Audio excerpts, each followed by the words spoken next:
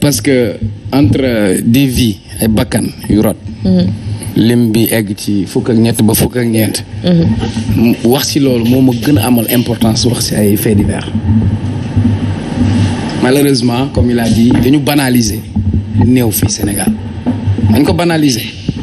moi je le dis tout le temps ñaari yoon laa toog sa plateau ma naan la match football stade bi mur bi effondré wu parce que dóor nañ ay lacrymogène kay gañ a marché stade yëpp kenn woowu ko ki yore sécurité ci dëkk bi kenn woowu ko c'était responsabilité am ñi organisé woon match ba kenn woowu leen benn booy lañ ci jël mooy ngaaka bi moom la ñu def saraxu. c'est grave. li may wax baati may wax man maa ko moom dafa am justice am solstice bu justice meloon na mu war a mel nu Abdoulaye da doon wax crise bi gën a bon ci réew mooy crise système judiciaire parce que crise bu nekk mën nga ko def nga jógaat ci mais ñun problème bi ñu am dañu dem ba sénégalais yi par rapport perception bi ñu am ci seen justice d'abord contrat de confiance boobu nous sommes des juristes dañoo bëggoon droit li ñuy jàng ci amphithéâtre yi ak ci faculté yi lay am fii laa li ma waxoon daaw loolu laa wax ren loolu laa déwén daaw maanaam xale yi lu luwee lañoo la raison du plus fort est toujours la meilleure c'est-à-dire parce que am na yu mbir yi meloon yu fi jaar mënoo détacher yëf bi ak la chose politique mënul nekk yaa fi wax ay mars Karim Wade ba tey nous Sénégalais on demande qu'est-ce qui s'est passé atte nañ la biñ lay génnee guddi lañ la génnee daan nañ la nee nañ ameel nga ñu 6 000 lañ commencé woon 138 milliards xamuñu dem exil. la justice elle est rendue au nom du peuple sénégalais xamuñu ci ban condition la génn nan lañ ko duggalee liñ ko takkaloon ba tey ñun ñu ngi jooy di xaar Khalifa Sall on a 557 collectivités territoriales et comme disent pas caisse d'avance si Khalifa Sall la commencé ci collectivités locales yi lañ nekk xam nañ suñu texte yi nu mu mel yan pratique moo am bu fekkee dañuy appliquer ci ñëpp mais parce que Khalifa Sall amoon na un intérêt politique am ay ambition politique Karim Wade jaar nañ ci kawam Khalifa Sall jaar nañ ci kawam Ousmane Sonko bii yëf yi ne teel man yàlla dëgg la bëgg man lu ma gëm laay wax lu ma gëmul du ma ko wax. comme tu as dit xaw ma lu xew ci néeg xaw ma lu xew ci salon ñàkk a maandu weesu meex la ci xam mais man sama xel lu ma jàpp.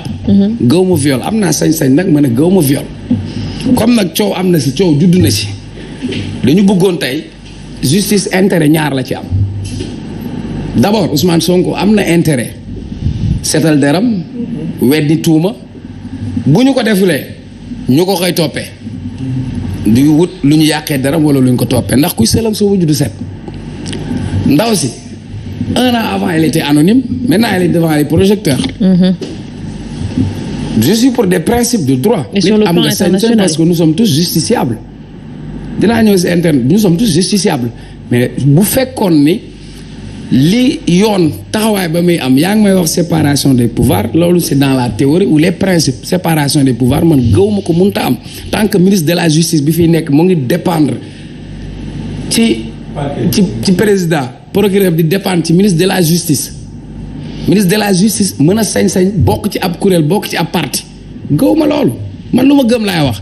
maintenant on va pas dire que justice bi yëpp baaxul mais pour yenn affaire ay sàcc ginaar ay sàcc téléphone boobu justice moom mu ngi dox nice mais ici dès l'instant que c'est une bataille d'opinion c'est une bataille politique maintenant man li ma gën a yitteel gën ma ñor on a eu des jeunes qui sont décédés ñi nekkoon ci suuf gis nañ ñoo xamante ni yor nañ ngànnaay solo ñu uniforme par exemple tiré daaj ji ay boutique y a eu des saccages kan la fu ñu jógee ñun xamuñu ko man Cheikh Omar mënu ma ko wax Auchan bi ñu ko taalee Kër Massar am na ay ñi doon liggéeyee foofu asphyxié décédé ci biir ne serait-ce que pour la mémoire de ces personnes war nañ xam dans quelles conditions mais mënuñu fi toog 1 an waxuñu lu jëm ci loolu quand même Sénégal. mais sa yaakaar nga ni que on est dans cette logique pour peut-être leeral affaire yi parce que quand on se rappelle des faits yi fi jot a jàll yëpp tout à l'heure Badara wax na ko est-ce que mën nañ jàpp ne que on est dans cette logique. donc ça veut dire que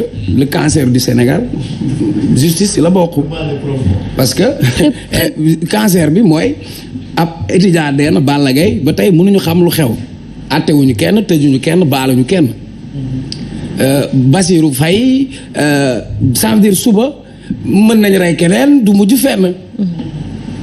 voilà ñun daal boobu ba léegi ñun mënuñu xam l'affaire Babacar Seye ba tey ñun xamuñu. ku nekk da ngay am version yow mënoo sax ko ça veut dire ñun bi ñu juddoo ba tey justice Sénégal mosul am taxawaay wax ñu dëgg quoi. d'accord ki def ñu teg ko ci yoon.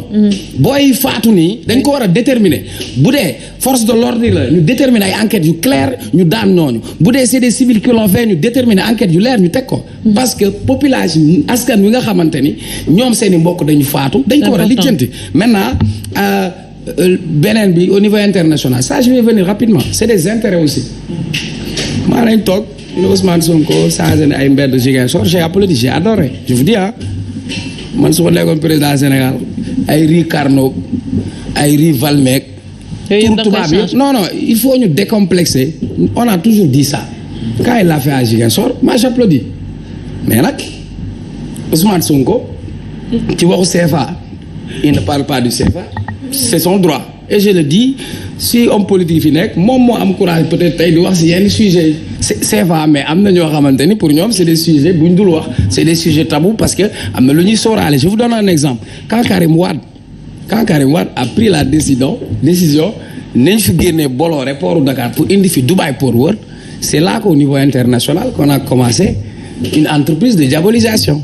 La France aussi a ses intérêts, ses pions, et ce n'est pas par hasard que... Donc tu penses que c'est la même chose aujourd'hui sur cette histoire?